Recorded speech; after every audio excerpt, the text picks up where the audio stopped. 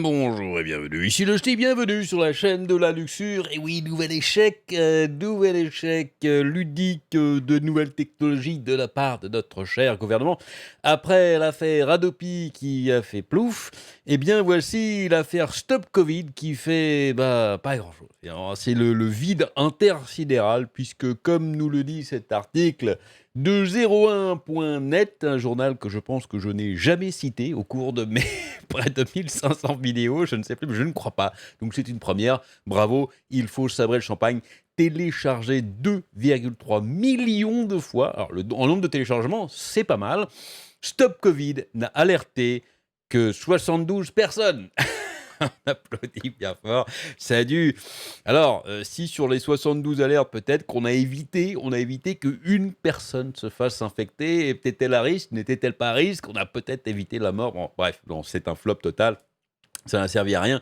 C'est encore un maximum de pognon, d'argent public bien dépensé à perte. Et c'est marrant, c'est que quand l'application est sortie, il y a quand même beaucoup de personnes, dont votre serviteur Lustig, qui a dit non, mais ça ne marchera pas, c'est pas possible. Une application de flicage, entre guillemets, hein, de la part qui sort directement de la part du gouvernement, ça ne marchera jamais. Il n'y aura jamais assez long. Parce que, évidemment, pour que ce genre d'application marche, il faut qu'il y ait un maximum de gens qui la téléchargent pour pouvoir détecter un petit peu tous les cas. S'il y en a juste un par département, ça ne sert à rien. Bon, évidemment, j'exagère un petit peu, mais vous comprenez un petit peu le principe. L'appli de contact tracing, déjà le mot tracing, c'est fini. Lancé par le gouvernement français il y a 3 mois, n'arrive pas à convaincre. Les chiffres parlent d'eux-mêmes. C'est un flop. Eh oui, plus qu'un flop même, un flip. 72, c'est mieux que 14. Mais nous rappelle ce journaliste, c'est vrai que il fait référence, 14, c'était le nombre de personnes prévenues après 3 semaines d'existence de l'application, ce qui était tout à fait ridicule, mais ce n'est toujours pas suffisant. Lancée début juin par le gouvernement, l'application Stop Covid, pour retrouver les contacts des personnes touchées par la Covid, par la bière virus, a été téléchargée 2,3 millions de fois. Pourtant, elle n'a permis de notifier que 72 contacts à risque. Alors, ce sont les élus, finalement. Il faudrait que ces personnes se manifestent pour dire « Moi, j'ai été contacté, je fais partie des élus. » Puis après, on va les mettre sur une île, et puis on va les faire se battre entre eux. Et puis, évidemment, il faudra qu'il en reste qu'un, hein, comme ça on a l'habitude.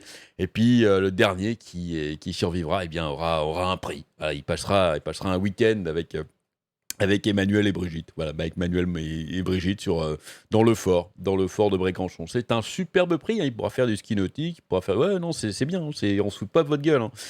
Bon, bref, selon des chiffres fournis mercredi 19 août à l'AFP par la Direction Générale de la Santé, à ce jour, 1169 QR codes ont été utilisés, a précisé la DGS, un manque d'adhésion. La différence entre le nombre de personnes qui se signalent contaminées en scannant le QR code fourni lors d'un test de dépistage positif et le nombre de notifications envoyées peut s'expliquer par l'utilisation encore très faible de l'application dans la population française. Au contraire, par exemple, de l'appli allemande, téléchargée plus de 10 millions de fois.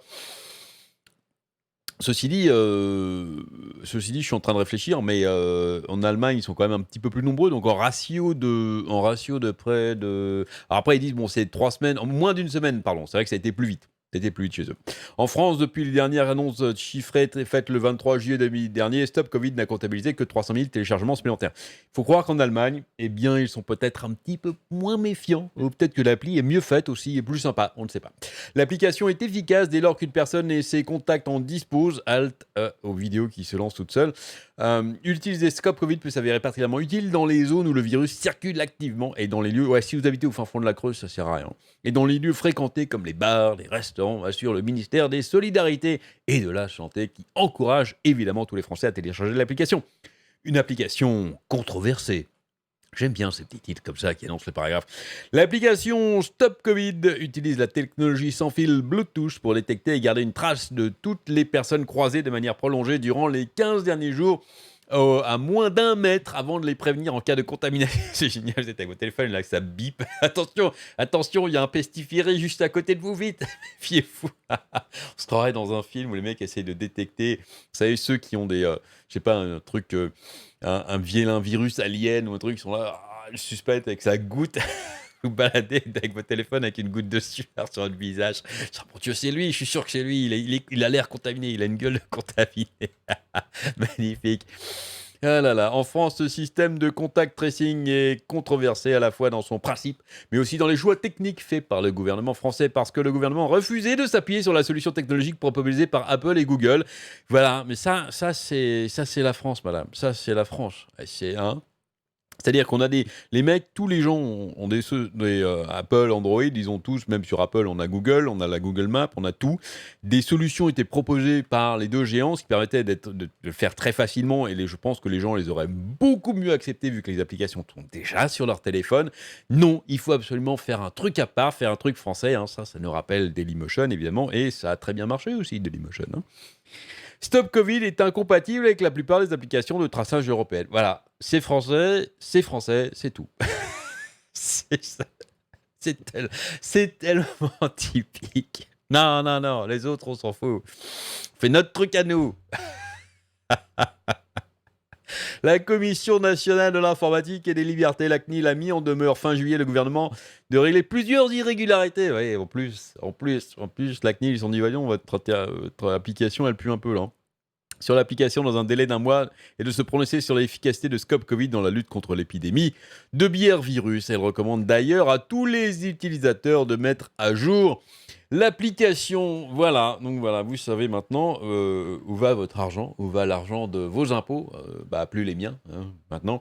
Mais c'est quand même rageant de voir un tel gâchis alors qu'il y avait des solutions proposées clé en main. Je comprends pas. Je comprends vraiment pas ce besoin d'essayer de se démarquer et tout. Bref, voilà. Mais écoutez, dites-moi ce que vous en pensez dans les commentaires. Est-ce que vous êtes très content d'avoir aidé à financer cette application inutile? Ou est-ce que vous n'êtes pas content comme moi? Allez, dites-moi tout dans les commentaires. Cliquez sur le like si vous aimez ce que je fais. Abonnez-vous si vous voulez recevoir les notifications. Cliquez sur la cloche pour faire plaisir aux bots et au référencement. Amusez-vous bien et à très bientôt.